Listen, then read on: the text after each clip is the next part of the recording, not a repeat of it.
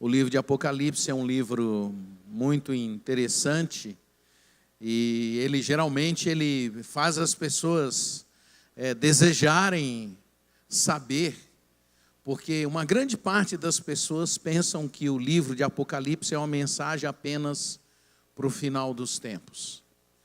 E o livro de Apocalipse ele tem outra proposta, né? Então vamos começar fazendo uma ficha técnica do livro, né? Se é que a gente pode fazer, para você ter uma noção.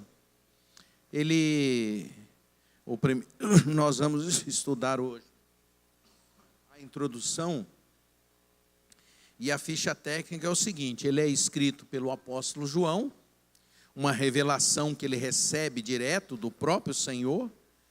A data provavelmente entre o ano 81 e 96 depois de Cristo. O contexto histórico do livro é um contexto de perseguição, né? Os cristãos estavam sendo perseguidos, alguns dos apóstolos já haviam sido mortos, havia uma resistência por parte do Império Romano em acatar a proposta do Evangelho, do reino, e eles começaram então a perseguir, e a igreja não abriu mão. Os filhos de Deus da época se posicionaram, e com isso os líderes foram sendo mortos, queimados.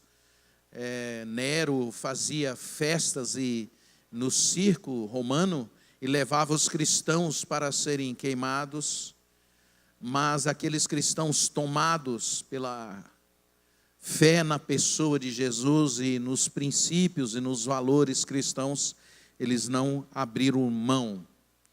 E eles então foram sendo presos e perseguidos, e esse era um ambiente do livro de Apocalipse, quando João foi então encaminhado, preso, exilado para a ilha de Pátimos. E João foi ou talvez o único apóstolo que morreu sem ter sido decapitado, ou crucificado, ou apedrejado, segundo a história. Ele foi o único que morreu pela sua velhice, pela sua idade. O método que se interpreta o livro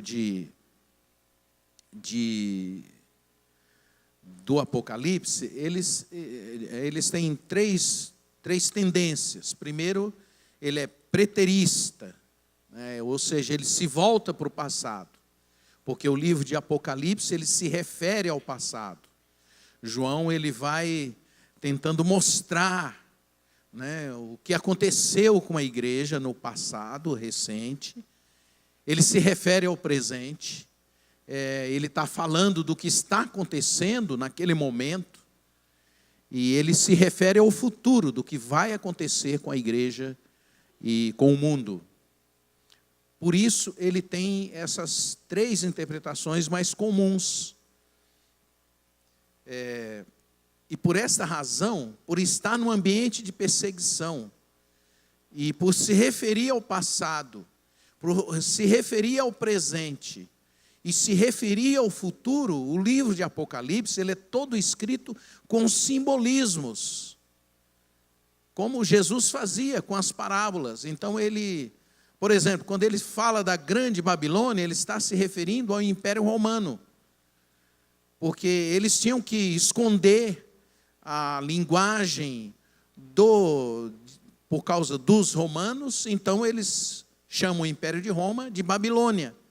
E por essa razão, eles tinham também que falar numa linguagem que os filhos de Deus na época compreendessem. E a maioria das pessoas na igreja na época eram de origem judaica. E por isso, quando eles falavam da grande Babilônia, eles sabiam que ele estava se referindo ao Império Romano e ao mesmo tempo se referindo a um período de escravidão que o povo judaico havia vivido quando foram escravizados pela Babilônia. Toda profecia ela tem uma mensagem, portanto, se refere ao passado, se refere ao presente e se refere ao futuro. E, portanto, ela tem uma mensagem existencialista. Ou seja, ela trata da nossa existência. Ela tem a ver também com o nosso dia a dia. O passado tem implicações nas nossas vidas hoje. O futuro tem implicações na nossa vida hoje. Por isso é que quando se interpreta o Apocalipse, a gente não pode considerar apenas um aspecto, a gente precisa considerar todos. E foi nessa perspectiva que o livro foi escrito pelo apóstolo João. Então, a pergunta e o que nós vamos fazer aqui durante esses próximos domingos é: que implicações o livro de Apocalipse tem a ver com a nossa vida hoje? O que isso tem a ver conosco? Quem fala no livro de Apocalipse é Jesus. O que Jesus tem a ver conosco hoje? O que ele tem para falar conosco hoje, com relação ao nosso passado, enquanto igreja, enquanto povo, enquanto pessoas? E o que tem isso a ver, o futuro tem a ver conosco hoje? O que esta revelação, que aliás é o nome que é dado em inglês, né? Porque a palavra Apocalipse significa revelação. O que essa revelação tem a dizer para mim hoje como igreja? Quais são os perigos que nós estamos envolvidos hoje como igreja? Quais são os problemas? Quais são as soluções que são propostas? João, quando ele escreveu, ele estava preocupado com isso. Como isso nos ajuda a viver hoje, enquanto filhos de Deus, enquanto cristãos? O que isso tem a ver com a minha vida, com a minha família, com o meu andar enquanto cristão? Então, o livro de Apocalipse é um livro de códigos, que eles precisam ser compreendidos, precisam ser entendidos. Em alguns momentos ele é muito claro, ele é muito definido. Em outros momentos ele fala numa linguagem poética, de tal maneira que a gente é tomado por uma imaginação fantástica. Alguns estudiosos de literatura ou dos recursos literários, eles afirmam que o livro de Apocalipse é um dos mais belos textos do ponto de vista literário, porque a literatura ela nos leva a imaginar determinadas coisas. E essa é a proposta do livro de Apocalipse. É a gente imaginar um mundo futuro, é a gente pensar o nosso presente, usando o tempo passado, presente e futuro para entender a vida. Por ser assim, vou trabalhar com aquilo que eu estou chamando de decodificação, né, de alguns desses sinais. Primeiro, a gente começa vendo um versículo do livro de Apocalipse, que é o versículo 9, que é a primeira decodificação que eu vou tentar fazer aqui para explicar para os irmãos. Eu, João, capítulo 1, verso 9. Eu, João, irmão vosso e companheiro na tribulação, no reino e na perseverança em Jesus, achei-me na ilha de Pátimo, por causa da palavra de Deus e do testemunho de Jesus. Ele está dizendo, eu fui mandado para a ilha de Pátimos, por causa do meu testemunho, ou testemunho da igreja, e por causa da palavra de Deus. Ele foi para a ilha de Pátmos como consequência de uma atitude de vida dele. Então, nós estamos vivendo um momento de polarizações políticas, de pensamento político, todo mundo falando de política, e algumas pessoas acham que a gente não deve, pelo fato de sermos cristãos, que a gente não deve ter uma participação política, no sentido de ser um ser político. Do ponto de vista de Deus e do ponto de vista cristão, não existe nenhuma possibilidade, e numa democracia ou em qualquer outro regime, de você não ser um ser político. Você é. É inevitável. É consequência das suas ações no seu dia a dia. Você se torna e você é um ser político. A consequência de João ter sido preso foi o fato dele ser um ser político, que tomava posições na polis, na cidade, que dizia: isto eu concordo e isso eu discordo.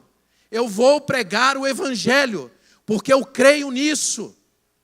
Foi uma posição política que ele tomou, ao afirmar que Jesus Cristo era o Senhor da vida dele. E quando você faz isso nesse mundo, você está sendo um ser político. Você está tomando uma posição política. Você está dizendo não a uma série de coisas que essa sociedade está propondo para cada um de nós. A omissão de participar é algo cruel. A omissão de um cristão deixar de testemunhar o evangelho na sociedade é uma coisa cruel e gravíssima. É uma forma cruel de desamor. É como se você dissesse assim: eu estou bem e não importa o que esteja acontecendo com os outros. Algumas pessoas que tomam posições políticas, pelo fato de serem cristãos, eles são perseguidos. Ainda hoje, isso acontece, por exemplo, em ambientes universitários.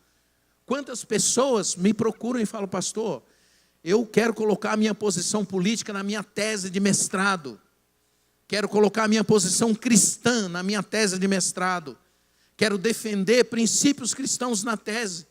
Depois eles me procuram e dizem: os professores não estão concordando e não estão aceitando que eu coloque dessa forma. Isso é uma posição política que você está tomando pelo fato de você estar testemunhando de Jesus. João, ele era idoso quando ele foi para a ilha de Patmos. Foi exilado, um exilado político. Para aquela ilha iam aqueles que tomavam posições políticas contra Roma. O Império Romano, ele exigia que as pessoas prestassem um culto a eles.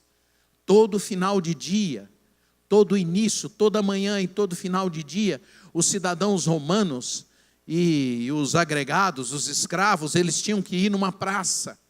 E naquela praça eles tinham uma estátua de César.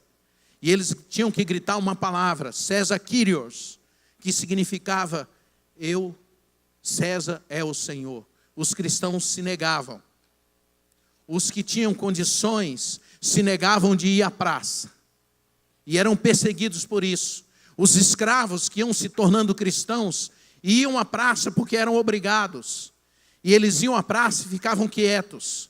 E os soldados romanos, se os vissem quietos, os perseguiam. Então eles gritavam bem baixinho assim: Jesus é o Senhor. Eles se cumprimentavam uns aos outros quando eles sabiam que alguém era cristão. Jesus é o Senhor. Era uma ação política. Quando você diz assim, você bate no peito assim, diz: Jesus é o meu Senhor. Você está tomando uma posição política no mundo. Você está dizendo: eu não concordo com essas coisas que estão sendo ensinadas, pregadas no mundo. Você entende o que eu estou falando? Não é política partidária.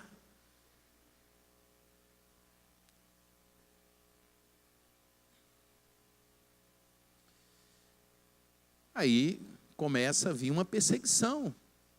João estava sendo perseguido porque ele estava afirmando naquilo que ele falava e naquilo que ele ensinava para os que estavam próximos dele, que não havia nenhum homem, que não havia nenhuma mulher, que não havia nem bárbaro nem cita, que não havia patrão nem servo, que todos em Cristo Jesus eram iguais, que todos estavam em Cristo, porque o Evangelho é o fato de Jesus quebrar as barreiras entre as pessoas.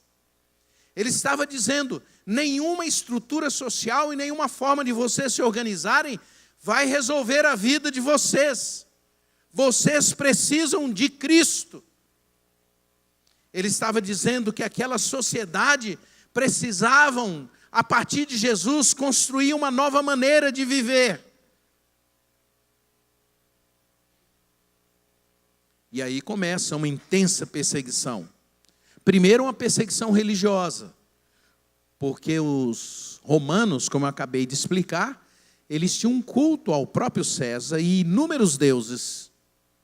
E segundo, uma perseguição religiosa por parte dos judeus que não aceitavam a Jesus como o Messias.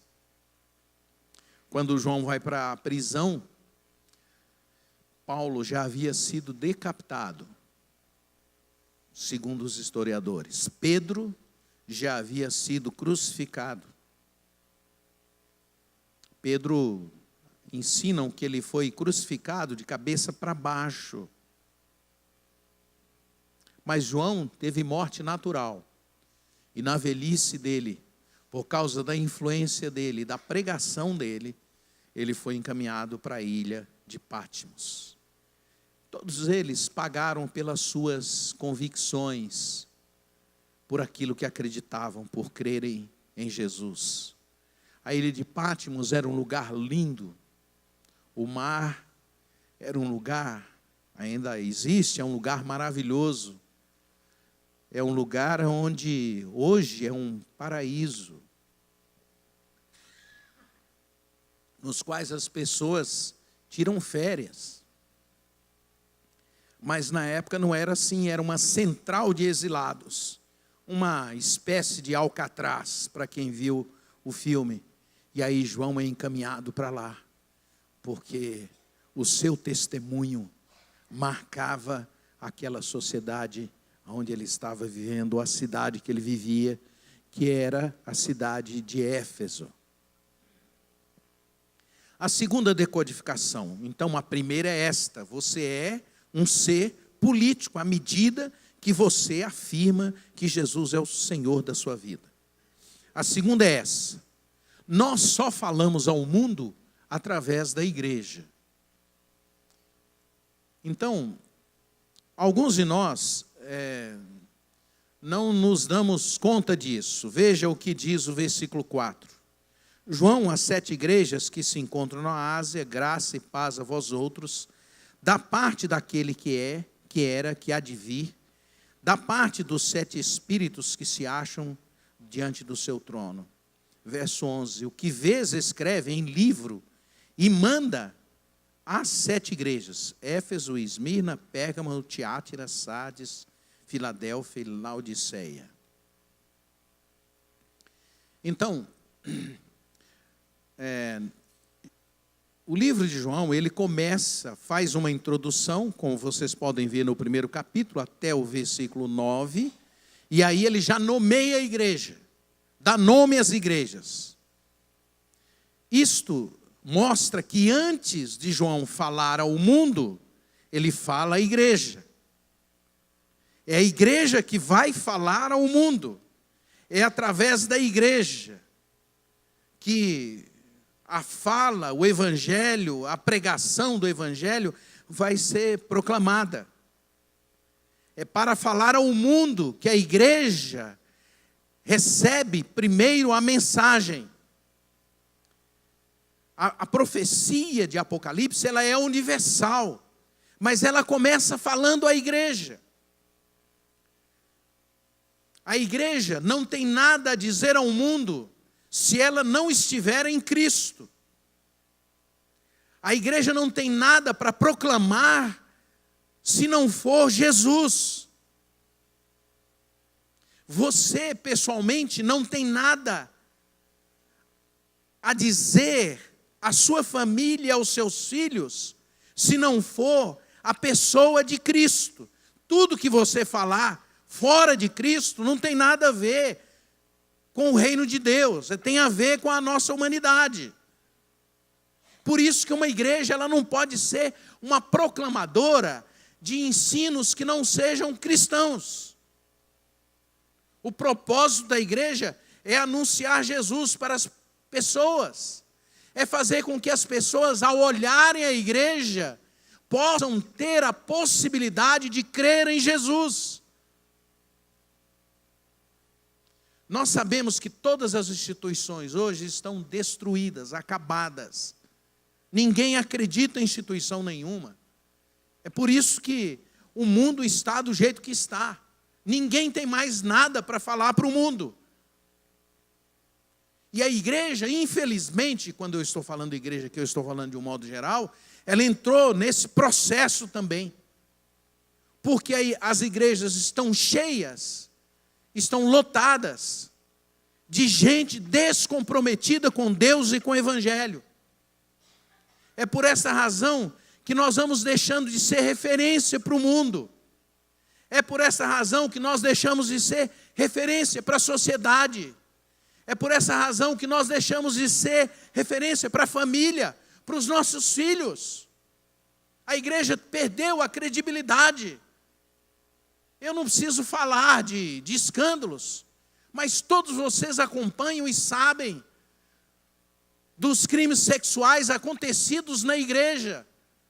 Todos vocês sabem dos crimes do ponto de vista financeiro acontecidos na igreja.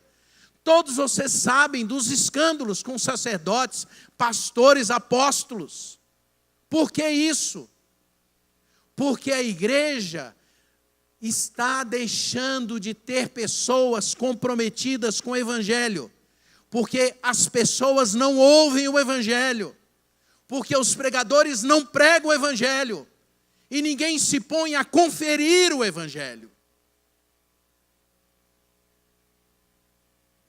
Em outras palavras, nós não queremos fazer autocrítica.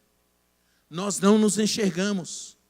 Nós queremos olhar para fora e falar para o mundo, mas não queremos falar para nós mesmos. Nós não queremos nos enxergar. Nós não queremos que essa palavra se torne vida e verdade dentro de nós.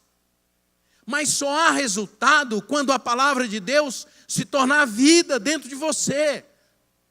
Compreenda, a sua vida não vai mudar, a sua família não vai mudar, a igreja não muda se a palavra não se tornar a verdade dentro do seu coração e do meu.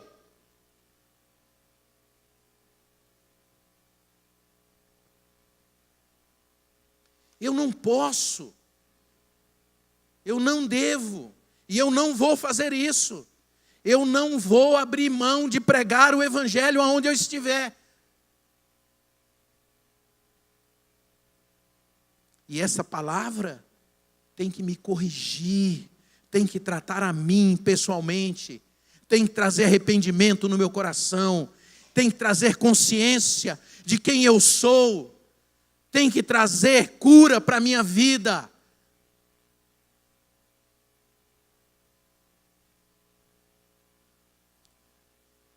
O mundo crê, não quando ele ouve essas pregações aí na televisão,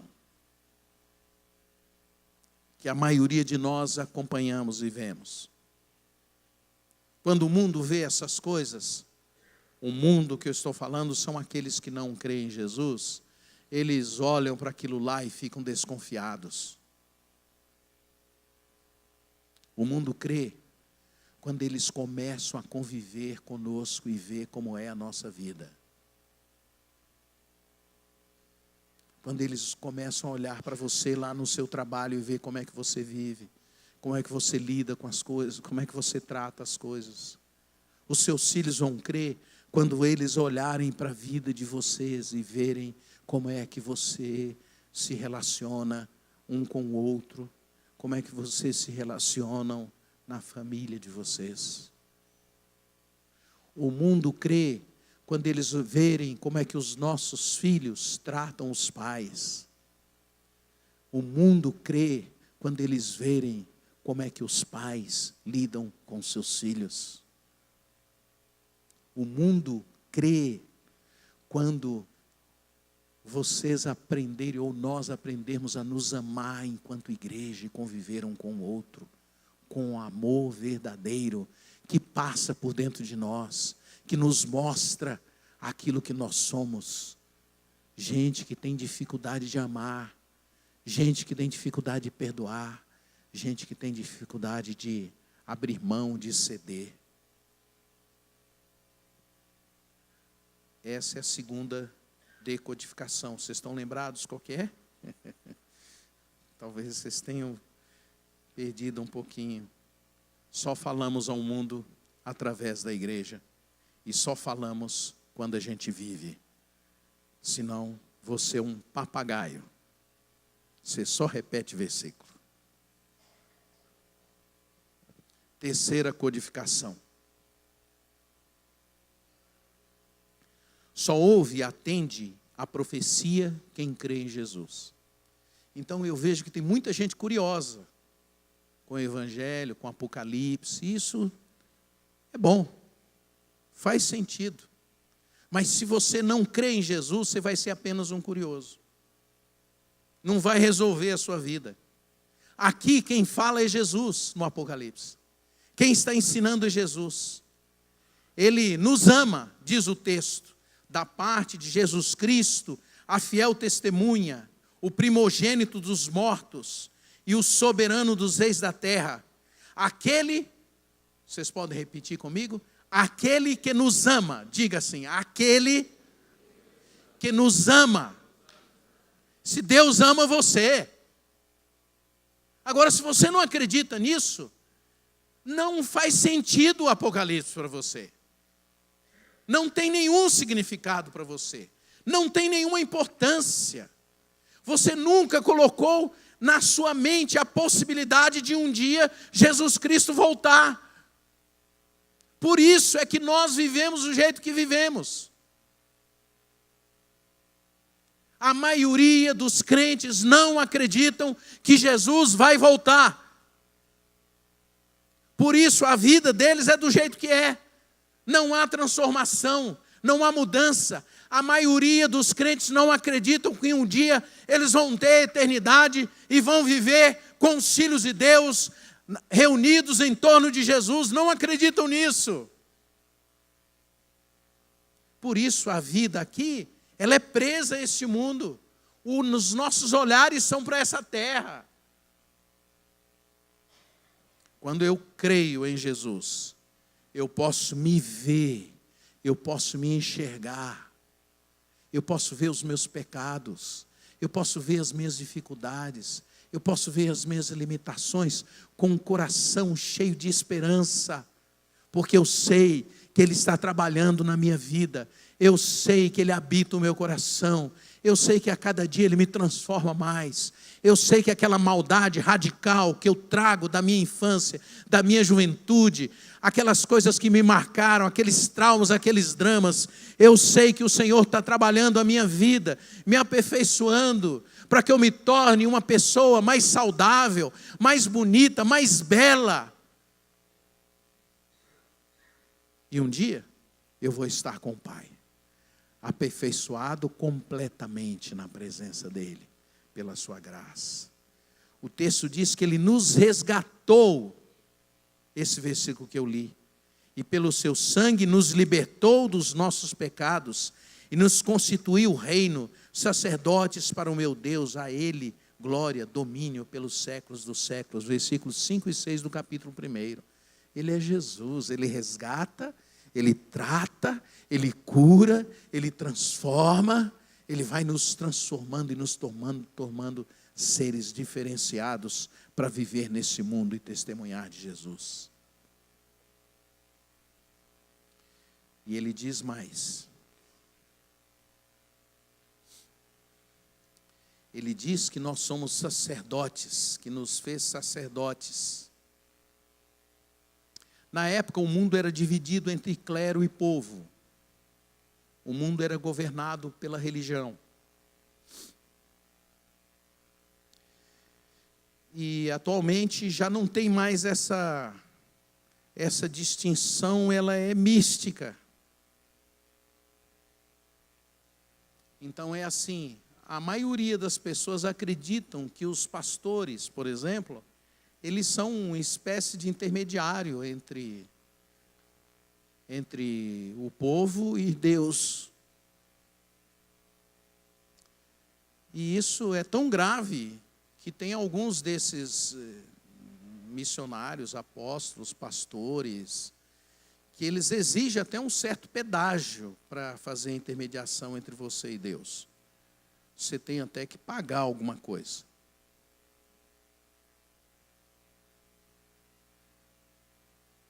do ponto de vista cristão e do ponto de vista bíblico, do ponto de vista do Apocalipse, não há intermediários. Só há um mediador entre Deus e os homens, Jesus. Eu não represento você diante de Deus. É um engano seu. Toda bênção que você precisar, é você que tem que buscar diante de Deus.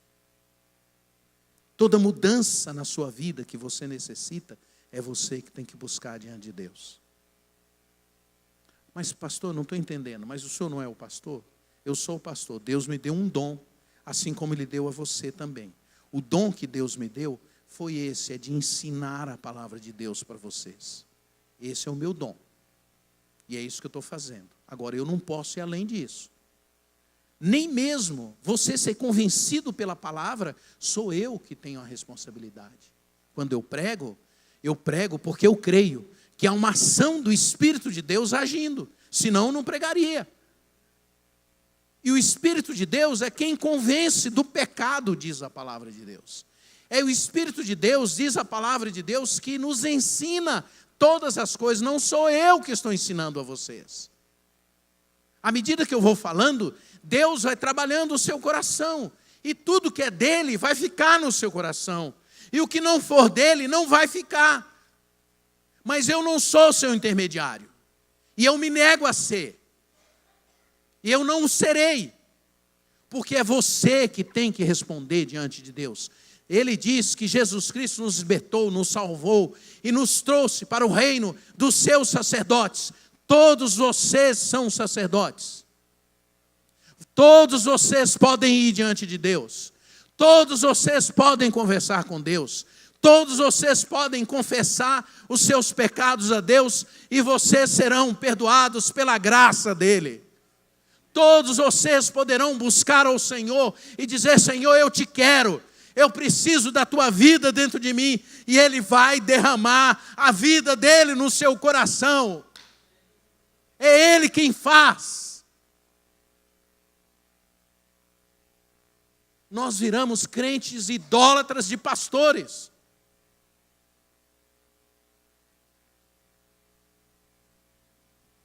Qualquer pessoa, qualquer coisa, qualquer forma de relacionamento que interpor, que manipular você, que trabalhar a sua mente, o seu coração, e você começar a confundir isso com ídolo ou Deus, é do diabo. Não tem intermediário. Todos nós, pela graça de Deus, pela cruz derramada no Calvário, pelo sangue de Jesus derramado na cruz do Calvário, todos nós somos povo de Deus, sacerdotes, podemos ir a Deus, e Deus sempre nos acolhe. Há um só mediador. Em nome de Jesus, não percam a consciência de que vocês são sacerdotes de Deus.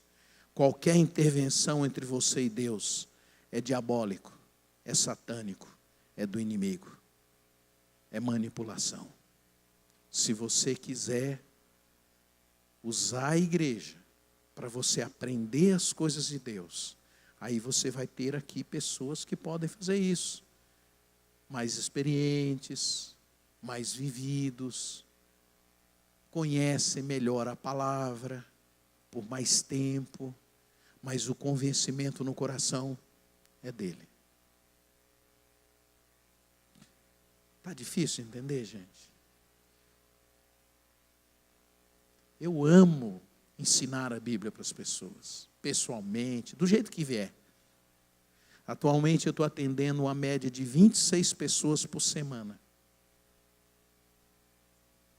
A maioria deles são pessoas de fora da igreja, que vocês mesmos estão falando para eles. Vai lá que o pastor fala de Jesus para vocês. E eles vêm, foi fulano que pediu. E eu faço isso com maior alegria, mas é lindo, gente. É lindo, é maravilhoso ver alguém crendo em Jesus. Alguém com fome de Deus. Mas isso É um dom que Deus me deu, mas Deus também pode usar a sua vida e pode dar esse dom.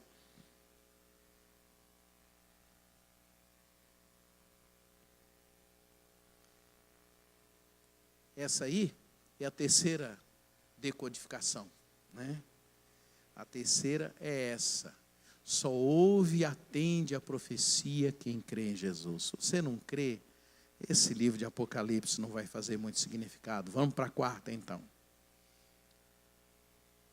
Daqui a pouco eu já vou acabar, acho que eu vou ficar só na decodificação. A igreja espera com alegria a volta de Jesus. Já falei um pouco sobre isso, né? Todo mundo lamenta a vida. Todo mundo fica reclamando. Todo mundo reclama da situação política, reclama da situação econômica, reclama do clima, reclama da chuva, reclama do vento, reclama da tempestade, todo mundo reclama. E João, na ilha de Patmos, preso. E João diz assim: vocês devem amar. Escreve uma carta para dizer: olha, vocês devem amar. Vocês devem se alegrar. Não fiquem reclamando, ele diz. Se alegrem. Fiquem felizes, fiquem gratos. Porque Jesus ressuscitou. E ele ressuscitou com um propósito. Primeiro, morar no coração de vocês. E segundo, porque ele vai voltar um dia. Então, coisas boas ou ruins que acontecem aqui, não importa. Alegrem-se, porque vocês são habitados por Deus, por Jesus. E quando ele voltar, essa alegria de vocês será multiplicada. E não haverá mais dor, ele diz. Não haverá mais lágrimas. Não haverá mais sofrimento. Então vivam nessa terra, enfrentam as dificuldades com esse Deus vivo no coração de vocês e se alegrem. Porque ele ressurgiu para isso, para vocês terem alegria em todas as circunstâncias.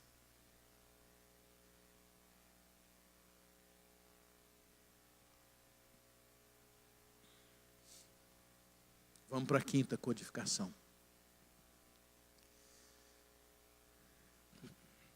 Então, a quarta é: vivam com alegria. A quinta é: os fenômenos acontecidos nas 7 igrejas se perpetuam na história da igreja. O que vês, escreve um livro e manda às 7 igrejas: Éfeso, Esmirna, Pérgamo, Tiátira, Sardes, Filadélfia e Laodiceia. Existiam outras igrejas na época: Tessalônica, Corinto, Colossos, eram outras igrejas na época. Mas eles resolveram escrever para essas aqui. E manda dar o recado para essas, porque elas eram um símbolo. Vocês estão lembrados que eu falei que o livro de Apocalipse é um código. Então, quando ele escreve para essas igrejas, eles estão querendo dizer, é um simbolismo para falar sobre a totalidade. O 7 é no sentido de ser total. E os judeus, eles eram ligados nessas coisas dos números. Então, quando eles leem lá e percebem que são 7 igrejas, eles imaginam, isso está falando para todo mundo, não é só para essas 7, não.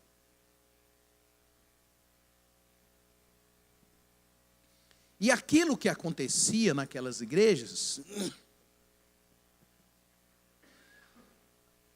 desculpem, acontece hoje. Tudo o que acontecia nas igrejas da Ásia, acontece ainda hoje. Problemas, dificuldades, pecados, imoralidades, tudo aquilo acontecia na igreja da Ásia e continua acontecendo nos ambientes da igreja. Por quê? Porque havia uma cultura que estava impregnando a vida da igreja naquele tempo. Toda cultura, ela traz valores. E esses valores se transformam em costumes, em práticas, em hábitos. E eles vão se fixando em nós. vai formando o nosso jeito de ser. Para vocês entenderem. Por exemplo, eu não vou fazer essa pergunta, porque senão vocês vão ficar constrangidos. Mas então eu vou fazer uma afirmação, porque eu sei que isso é uma constatação. Provada. Se você, por exemplo, foi criado num ambiente de muito grito na sua casa, e agora você é pai ou mãe, é provável que você tenha a mesma tendência de fazer isso com seus filhos. Eu não vou pedir para vocês confirmarem, não, tá? Deixa para lá.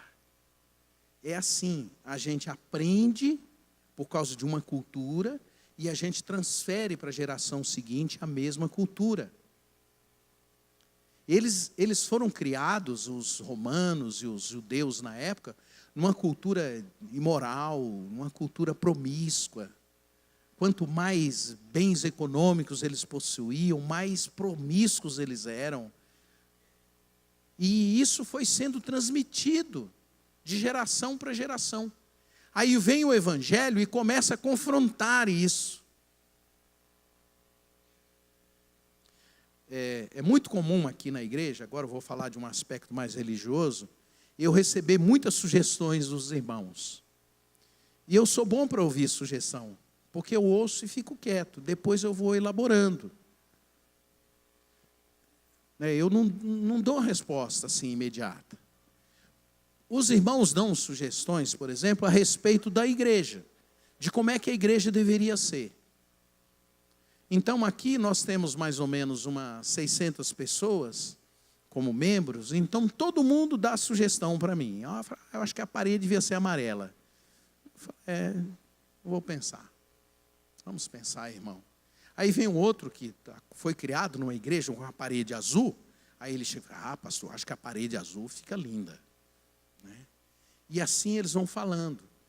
Todos vocês tiveram pastores antes de que esse aqui esteja aqui, não só nessa igreja, mas nas igrejas que vocês vieram.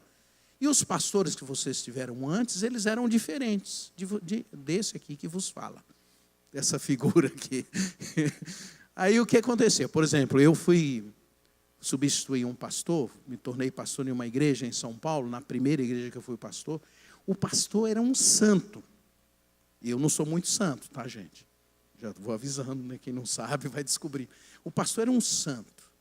Ele chegava assim impecavelmente, 5 minutos antes do culto. Não falava nada com ninguém. Sentava ali no banco. Baixava a cabeça. Tocava o hino. Ele começava, levantava de lá, vinha aqui. Fazia a leitura de um salmo. Sentava na cadeira dele. E ficava ali, abaixava a cabeça. Assim. O culto inteirinho. Eu não aguento isso. Aí, quando eu cheguei, né? Vocês imaginam, 25 anos, 26, cheio de energias. Né? Aí eu olhava para a igreja assim. Quando o pastor abaixava a cabeça, a igreja inteira abaixava. Levantava a cabeça, todo mundo levantava. Tocar um violão e uma música dessa aqui, que o povo canta aqui, era pecado. Aí eu já arrumei um jovem lá, que nem era crente direito, e evangelizei o sujeito, comecei a falar de Jesus para ele, e ele era bom de violão. Fui trazendo ele, só tocava a música do Chico Buarque, Gilberto Gil. Aí eu fui dando umas musiquinhas para ele foi tirando, aprendeu. 6 meses depois ele dirigiu o louvor na igreja. Os irmãos ficavam escandalizados com ele. Cabelão, espantado. Gente, o povo começou a entender o que eu estava fazendo. Começaram a se alegrar. Aí eu chegava na igreja, já levantava para cantar. Era uma maravilha, mudou a igreja. Nós éramos 40 membros. No final, nós éramos 120 em 3 anos. Não foi por causa do pastor. Foi por causa de uma cultura que foi sendo mudada. Vocês estão entendendo o que eu estou falando, gente? Jesus é alguém que muda o nosso jeito de ser, muda, afeta a nossa cultura. Vai afetando a nossa cultura. Então, se você vivia aos gritos, agora você tem Cristo, você começa a mudar. Não muda só a linguagem, muda o coração, muda a decisão, muda a escolha, muda o jeito, muda o gesto. Às vezes eu fico pensando aqui, se Jesus viesse aqui no entrasse aqui agora, como é que ia ser? Quando eu mudei para os Estados Unidos e eu voltava aqui no Brasil, eu ficava com dificuldade, ainda hoje eu tenho um pouco de dificuldade. Nos Estados Unidos, para quem está indo para lá ou para quem já morou lá, não se dá beijinho, tá? São mais distantes. Aí quando eu vinha de lá para cá, eu ficava perdido, não, porque estava acostumado a dar beijinho em todo mundo, né? Aí eu ficava, mas eu dou beijinho ou não dou beijinho? Quando Jesus vier aqui, alguns de vocês vão ficar, né, se ele entrasse aqui, que maravilha, vamos dar uns beijinhos nele. Né? Outros vocês iam rejeitar, não, iam ajoelhar, né, iam se arrastar aqui para ali, Jesus fisicamente ali. Então, talvez ele não entrasse assim com essa disposição de receber beijinho. Talvez ele ia entrar com um chicote. Aí o que você ia fazer? Correr? Como é que seria isso? Quem sobraria? Quem sobraria? Esse é o problema, gente. Nós fechamos o nosso coração para a palavra de Deus.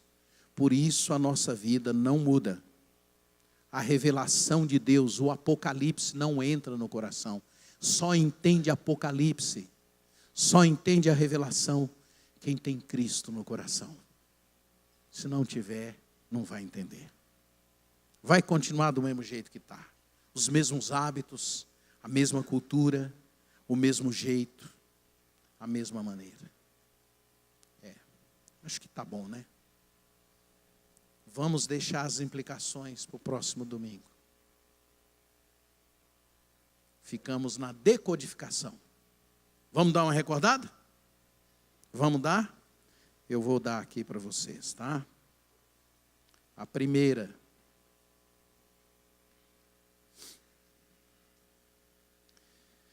Nada acontece na nossa vida sem ser um ato político.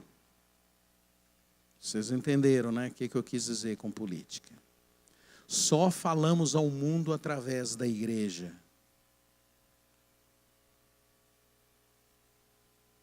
Não tem outro jeito. A terceira. Só ouve e entende a profecia quem crê em Jesus. A quarta. A igreja espera com alegria a volta de Jesus. A quinta, os fenômenos e os acontecimentos da igreja, acontecidos na igreja anterior, eles se perpetuam nas nossas igrejas. É isto. Então vamos fazer uma oração e vamos ter o nosso momento de ceia.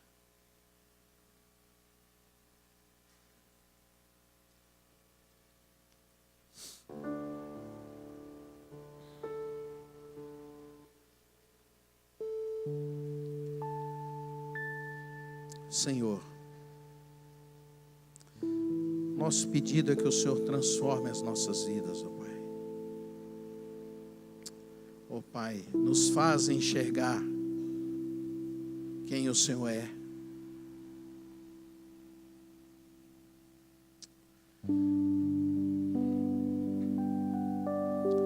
Senhor, nos transforma como pessoas e como igreja. Nós precisamos da Tua graça, ó Pai.